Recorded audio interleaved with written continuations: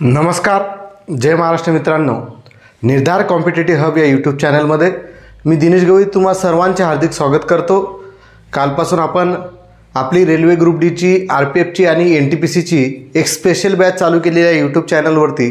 आणि या बॅचमध्ये काल आपण विज्ञान चालू केलं होतं आणि विज्ञानामध्ये आपण भौतिकशास्त्र हा विषय चालू केला होता. तर भौतिकशास्त्रामध्ये आपण सुरुवात केली होती.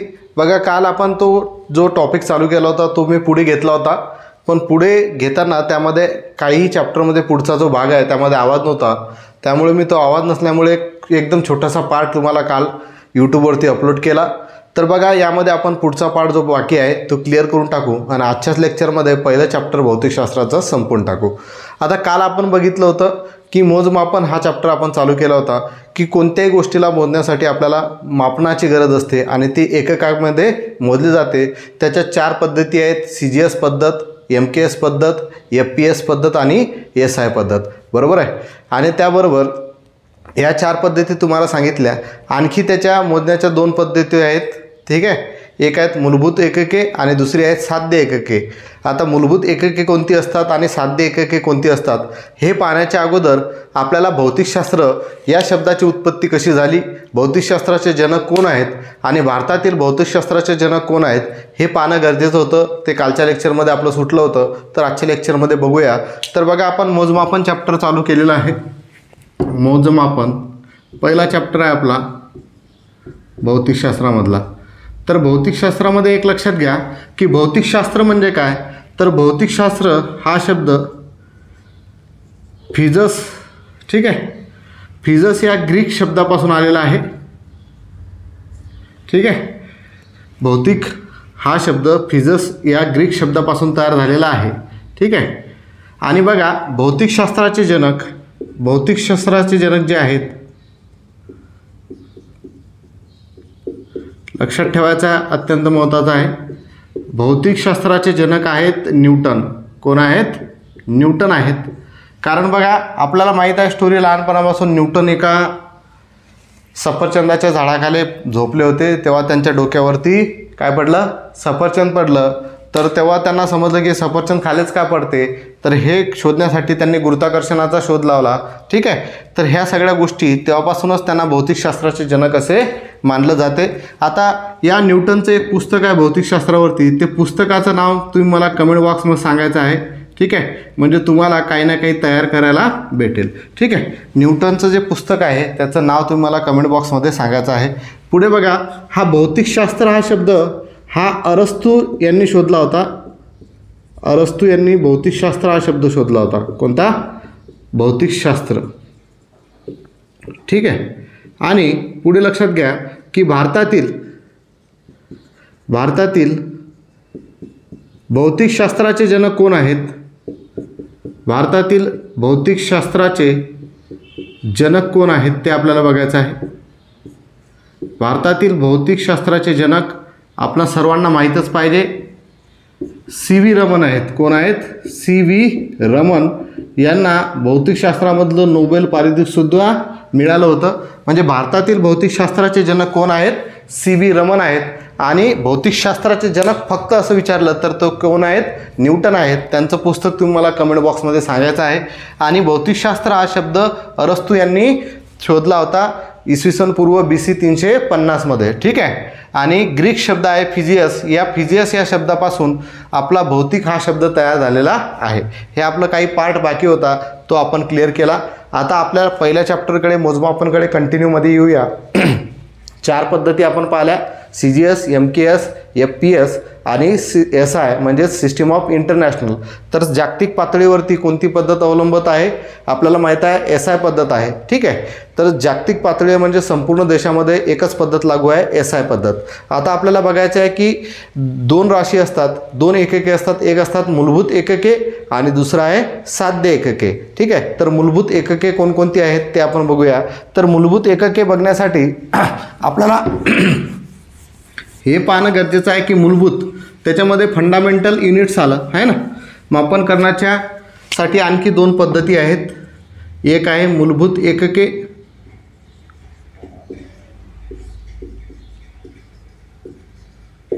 दुसरं आहे साध्य एकके.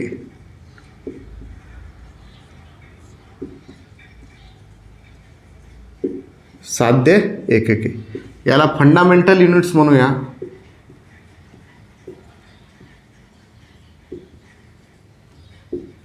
आणि याला डिराइव्ड युनिट्स म्हणूया. काय म्हणूया? Derived units. ठीक आहे. या नावामध्येच लक्षात येते मूलभूत एकके म्हणजे हे मूलभूत आहेत, म्हणजे यांचं मापन करण्यासाठी ते कोणत्याही दुसऱ्या एककावरती अवलंबून नसतात, ती असतात मूलभूत एकके. आणि साध्य एकके यांचं मापन करण्यासाठी ती मूलभूत एककावर अवलंबून असतात, म्हणून ते असतात साध्य एकके. हे कोणावरती अवलंबून नाही आहेत, ते ऑलरेडी स्पेसिफिक आहेत मूलभूत एकके. आणि साध्य एकके जे आहेत हे इतरांवरती अवलंबून आहेत, म्हणजेच मूलभूत एककांवरून साध्य एकके तयार झालेली आहेत. मूलभूत एकके काय आहेत? स्पेसिफिक आहेत, विशिष्ट आहेत. ठीक आहे, लक्षात आलं. आता मूलभूत एकके एकूण 7 आहेत, ते अत्यंत महत्त्वाचे आहेत, ते आपण बघूया. ठीक आहे, तर बघा मूलभूत राशी कोणकोणत्या आहेत. तर मूलभूत राशी एकूण किती आहेत? 7 आहेत. आणि मूलभूत राशी आपण कशाला म्हटलं की ज्या भौतिक राशी मोजमापन करण्यासाठी कोणत्याही दुसऱ्या एककांवरती अवलंबून नसतात, त्या असतात मूलभूत राशी.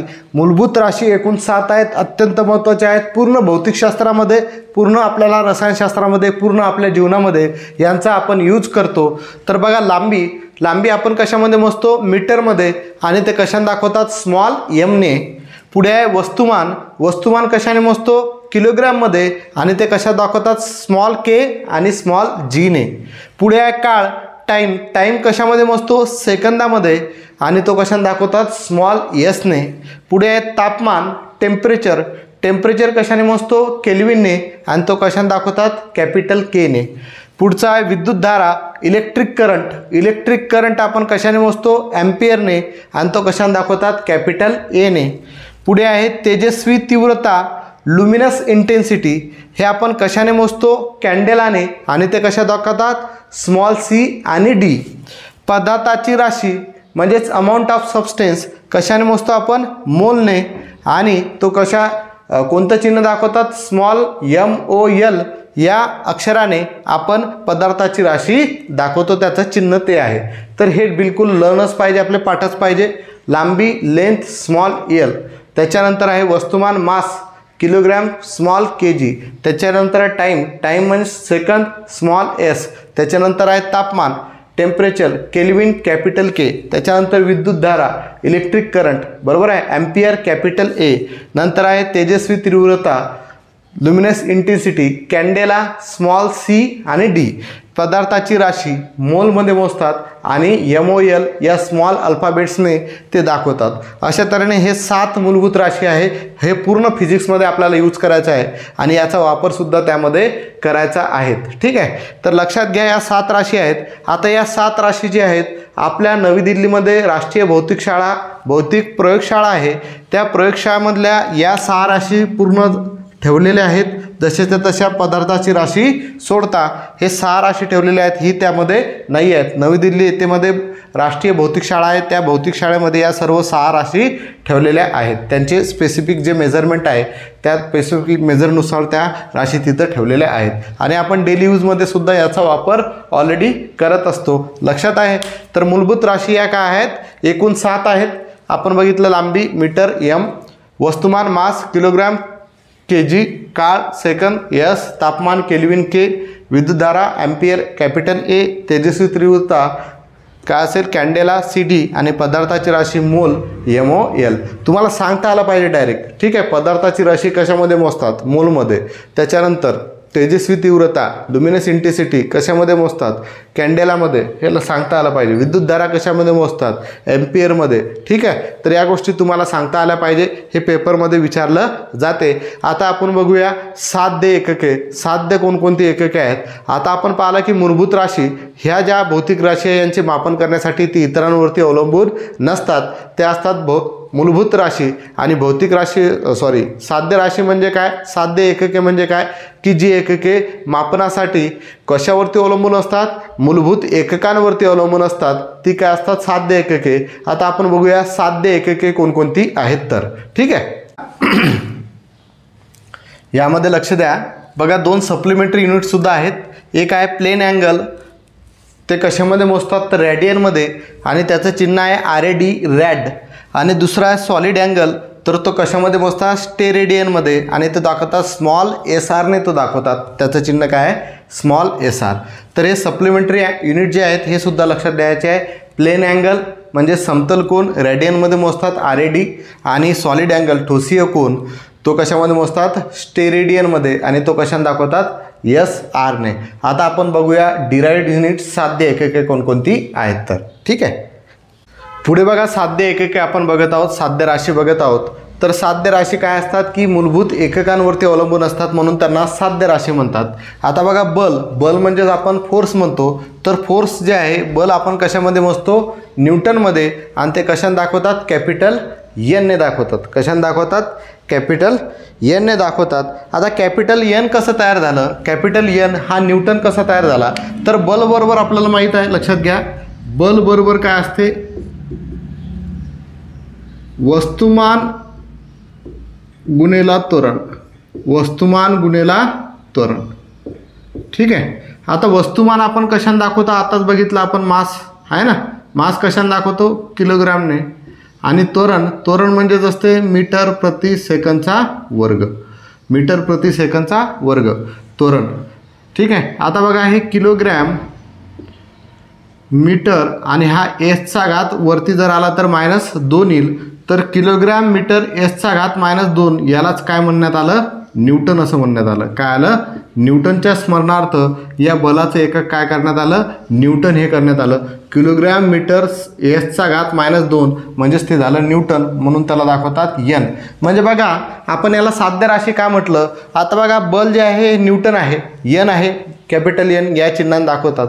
तर हे कशावरती आहे, किलोग्रॅम मीटर आणि सेकंदवरती अवलंबून आहे. आणि किलोग्रॅम मीटर सेकंद काय आहेत, मूलभूत राशी आहे, म्हणून यांना काय म्हटलं, साध्य राशी म्हटलं. एवढं लक्षात आलं. कारण हे जे आहेत हे अवलंबून आहेत कशावरती, आपल्या मूलभूत राशींवरती, म्हणून त्या आहेत साध्य राशी. ठीक आहे. पुढे बघूया ऊर्जा म्हणजेच काय, जूल कशाने दाखवतात, J ने. ठीक आहे. ऊर्जा कशामध्ये मोजतात, जूलमध्ये, आणि कशाने दाखवतात, कॅपिटल J ने. पुढे आहेत चाल म्हणजेच कशाने दाखवतात, मीटर प्रति सेकंद, कशामध्ये मोजतात, मीटर प्रति सेकंद, आणि कशाने दाखवतात, small m upon small s. पुढे वारंवारता फ्रिक्वेन्सी कशामध्ये मोजतात, हर्ट्झमध्ये, आणि कशाने दाखवतात, कॅपिटल H आणि स्मॉल z. पुढे आहे संवेग मोमेंटम, कशामध्ये मोजतात, किलोग्राम मीटर प्रति सेकंद, आणि कशाने दाखवतात, kg मीटर पर सेकंद आहे ना, kgm अपॉन s. दाब प्रेशर कशामध्ये मोजतात, पास्कलमध्ये, पास्कल कशाने दाखवतात, स्मॉल p आणि a ने. पुढे आहे शक्ती पॉवर, कशाने मोजतात, वॅटने, आणि कशाने दाखवतात, कॅपिटल W. आता जे हे वॅट आहेत, पास्कल आहेत, हर्ट्ज आहेत, जूल आहेत, हे सर्व जे आहेत हे तुम्हाला पुढे समजेल की कसे तयार झाले, कारण याचे वेगवेगळे फॉर्म्युले आहेत. ते आपण जसं जसं पुढे जाऊ तर जूल कसा तयार झाला, पास्कल कसं तयार झालं, हर्ट्ज कसं तयार झालं, वॅट्स कसं तयार झालं, हे आपल्याला त्याच्या फॉर्म्युलेनुसार आपल्याला समजेल. जसं आपण बल बघितलं तशा पद्धतीनुसार यांचेसुद्धा फॉर्म्युले आहेत.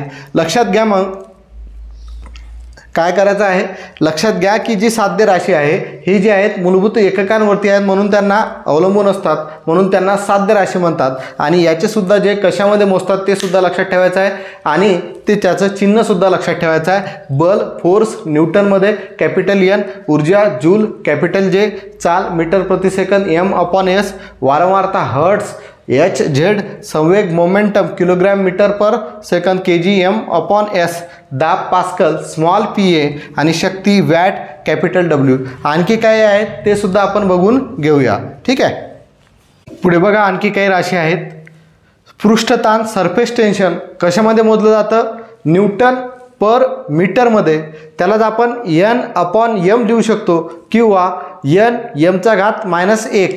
ठीक आहे. बघा न्यूटन आहे, न्यूटनच्या छेदामध्ये m आहे, याच्या छेदामध्ये काही नाही म्हणजेच काय आहे, 1 आहे ना, 1 आहे. मग याला जर वरती घ्यायचं म्हटलं तर तो काय होईल, -1 होईल, म्हणून त्याला न्यूटन मीटरचा घात -1 आपण असं म्हणतो. पुढे आहे प्रभार कशामध्ये मोजतात, कुलोममध्ये, आणि तो कशात दर्शवतात, कॅपिटल C ने. पुढे आहे बघा विभव जो आहे तो कशामध्ये मोजतात, व्होल्टमध्ये, आणि कशाने दाखवतात, कॅपिटल V ने. नेक्स्ट आहे रोध, रेजिस्टन्स कशाने मोजतात? ओहमने, आणि त्याचं चिन्ह आहे बघा, हे ओहमचं चिन्ह आहे. तर या सर्व गोष्टी आपल्याला लक्षात ठेवायच्या आहेत. पृष्ठताण न्यूटन मीटर, N/M, प्रभार कुलोम कॅपिटल C, विभव व्होल्ट कॅपिटल V, रोध ओहम हे चिन्ह आहे. आता बघा हे जे प्रश्न आहेत, तुम्ही जर प्रश्नपत्रिका पाहिल्या असतील तर त्यामध्ये तुम्हाला सरळ सरळ विचारलेलं आहे की विद्युत प्रभाराचे एकक काय आहे? Coulomb C. तुम्हाला सरळ सरळ विचारलेलं आहे विद्युत विभवाचे एकक काय आहे? तर व्होल्ट. तर तुम्हाला सरळ विचारलेलं आहे रोधाचे एकक काय आहे? तर काय? ओम. हे सरळ सरळ तुम्हाला प्रश्न विचारलेले आहेत. ठीक आहे. आता बघा आपण मूलभूत राशी आणि साध्य राशी बघितल्या. आता आपल्याला बघायचं आहे डायमेन्शन कसे करतात, डायमेन्शन कसे काढतात. तर ठीक आहे, डायमेन्शन कसे काढतात ते आपण बघूया. ठीक आहे. बघा आता बघायचं आपल्याला की डायमेन्शन कसे काढायचे. तर डायमेन्शन्स कसे काढतात लक्षात घ्या. डायमेन्शनसाठी आपल्याला 3 गोष्टी महत्त्वाच्या आहेत. एक आहे वस्तुमान. वस्तुमानाला आपण इंग्लिशमध्ये काय म्हणतो रे? मास आहे ना.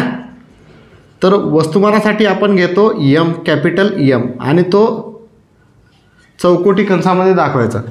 दुसरं आहे आपलं लांबी. लांबीला आपण काय म्हणतो इंग्लिशमध्ये? लेंथ आहे ना. म्हणजेच तो दाखवणार कॅपिटल Lने चौकोटी कंसामध्ये. आणि शेवटचा आहे तुमचा काळ. काळ म्हणजेच काय? टाईम.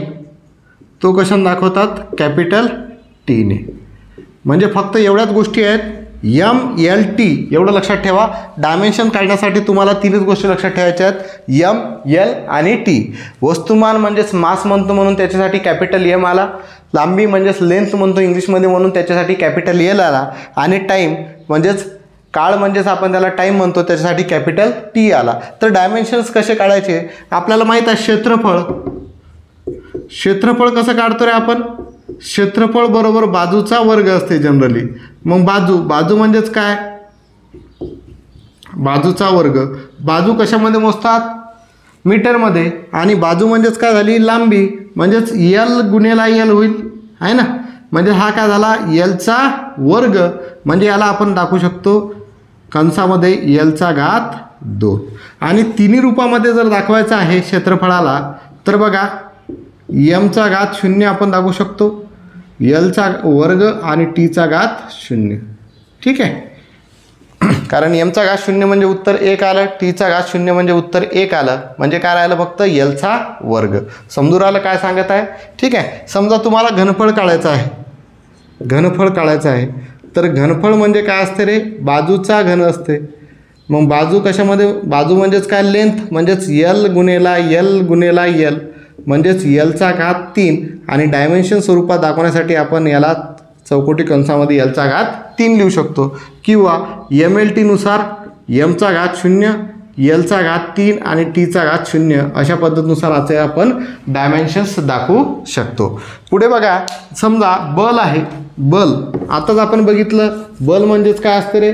वस्तुमान गुणेला त्वरण असते. ठीक आहे. तर आता बलाचे एकक कशा काय? न्यूटन आहे. बलाचे एकक काय? न्यूटन. मग त्याला डायमेन्शन स्वरूपात दाखवायचं आहे तर आपल्याला बलाची व्याख्या माहीत पाहिजे. बल हा असते वस्तुमान आणि त्वरण यांचा गुणाकार. बरोबर आहे. वस्तुमान कशामध्ये मोजतात? वस्तुमानाला आपण मास म्हणतो आहे ना. आणि कशामध्ये मोजतात ते? किलोग्राममध्ये. ठीक आहे. गुणेला त्वरण. त्वरण काय आहे? ॲसेलरेशन आहे. कशामध्ये मोजतात? हे ॲसेलरेशन कशामध्ये मोजतात? मीटर प्रति सेकंदचा वर्ग. म्हणजे हे काय होईल? किलोग्रॅम मीटर प्रति सेकंदचा वर्ग. आणि यालाच यसला जर वरती घ्यायचं म्हटलं तर काय होईल? Kilogram metre. हा S/+2 होता तर इथं काय होईल? -2. म्हणजेच हे आपलं काय होते? न्यूटन होते आहे ना. पण आपल्याला डायमेन्शन फॉर्ममध्ये लिहायचं आहे तर याचे एकक काय आहेत? किलोग्रॅम, मीटर आणि सेकंद. आता किलोग्रॅम म्हणजेच काय रे? मास आहे ना. वस्तुमानाचं एकक आहे. तर किलोग्रामच्या डोक्यावरती काही नाही म्हणजे 1 आहे. मग 1 लिहिण्याची गरज आहे का? नाही. फक्त M लिहा. आता M म्हणजेच काय? मीटर. मीटर कशामध्ये मोजतो? लेंथमध्ये. म्हणून L लिहा आहे ना. आता यस म्हणजे सेकंड म्हणजेच टाईमसाठी काय लिहिलं टी आणि याचा घात किती आहे रे -2 म्हणजे याचं उत्तर काय येईल MLTचा घात -2. हे आपण बल हे डायमेन्शन स्वरूपात अशा पद्धतीनुसार आपण दाखवू शकतो. किलोग्राम म्हणजेच मास आहे म्हणून M घेतला कारण त्याच्या घात काही नाही, 2 जर असता त्याचा घात इथं 2 असते तर आपण इथं 2 लिहिली असते. समजून राहिलं काय सांगत आहे. ठीक आहे. त्याच्यानंतर हा L आहे, L फक्त M मीटर आहे. मीटर आपण कशामध्ये लेंथ आहे ना, मग लेंथ एकच आहे म्हणून लेंथच्या डोक्यावरती 1 लिहिण्याची गरज नाही. ठीक आहे. आणि टीचा घात -2. ठीक आहे. अशा तऱ्हेनं आपण ह्या गोष्टी बघू शकतो. समजला. तर अशा पद्धतीनुसार आपण डायमेन्शन्स काढू शकतो. मोजमापन हा पहिला चॅप्टर आपला इथंच संपलेला आहे. ठीक आहे. तर व्यवस्थित पद्धतीनुसार हा चॅप्टर क्लिअर करून घ्यायचा आहे. उद्या आपण दुसरा चॅप्टर बघणार आहोत भौतिकशास्त्रावरचा आणि न्यूमेरिकलसुद्धा आपल्याला भौतिकशास्त्राचे बघायचे आहेत. ठीक आहे. तर बघा उद्या दुसरा चॅप्टर चालू करू आणि हे 2 चॅप्टर झाल्यानंतर या 2 चॅप्टरचे न्यूमेरिकल आपण पुढच्या लेक्चरमध्ये क्लिअर करू. उद्या दुसरा चॅप्टर आपण क्लिअर करणार डायरेक्ट एकाच लेक्चरमध्ये दुसरा चॅप्टर आपण क्लिअर करून घेऊया. ठीक आहे. आतापर्यंत जे आपण शिकवलं ते तुम्हाला समजलं का. ठीक आहे. बघा सुरुवात आपण केली होती की मोजमापनामध्ये 4 पद्धती आहेत, CGS, MKS, FPS आणि SI पद्धत. बरोबर आहे. त्यामध्ये तुम्हाला सांगितलं की त्याच्या आणखी 2 पद्धती आहेत. एक आहेत मूलभूत एकके आणि साध्य एकके. मूलभूत एकके आपण 7 बघितली आणि साध्य एकके सुद्धा आपण बघितली. त्याचबरोबर आपण सप्लिमेंटरी युनिटसुद्धा बघितले, रेडियन आणि स्टेरेडियन, प्लेन अँगल आणि सॉलिड अँगल. ठीक आहे. त्यानंतर आपण आता काय बघितलं, डायमेन्शन्स कसे काढायचे ते सुद्धा आपण बघितलं. त्याच्यानंतर भौतिकशास्त्राचे जनक कोण आहेत, त्याच्यानंतर भारतातील भौतिकशास्त्राचे जनक कोण आहेत, भौतिकशास्त्र हा शब्द कोणत्या भाषेतून आलेला आहे, ग्रीक भाषेतून, फिजियस या नावामधून आलेला आहे. आणि भौतिकशास्त्र हा शब्द कोणी शोधला होता, इसवी पूर्व 350 मध्ये अरस्तू या शास्त्रज्ञाने अरस्तूने तो भौतिकशास्त्र हा शब्द शोधला होता. असं आपलं मोजमापन हा पहिला चॅप्टर इथंच संपलेला आहे. जर तुम्हाला हा व्हिडिओ आवडला असेल तर नक्कीच या व्हिडिओला लाईक करा, शेअर करा आणि निर्धार कॉम्पिटेटिव्ह हब यूट्यूब चॅनलला सबस्क्राईब करा. बघा ही जी आपली पेड बॅच आहे फक्त 299 रुपये प्रति महिना आहे आणि तुम्ही सिल्वर जरी जॉईन केलं तरी 89 रुपये प्रति महिना आहे. तर आपले जे सोबतचे मित्र असतील, मैत्रिणी असतील किंवा तुमचे ओळखीचे जे आहेत की जी रेल्वेची तयारी करत आहेत, RPFची तयारी करत आहेत, NTPCची तयारी करत आहेत, त्या सर्वांना तुम्ही आवर्जून सांगा आणि त्यांना बॅच जॉईन करायला लावा. ठीक आहे. तर आपण आजच्या लेक्चरमध्ये इथंच थांबूया. धन्यवाद. जय महाराष्ट्र.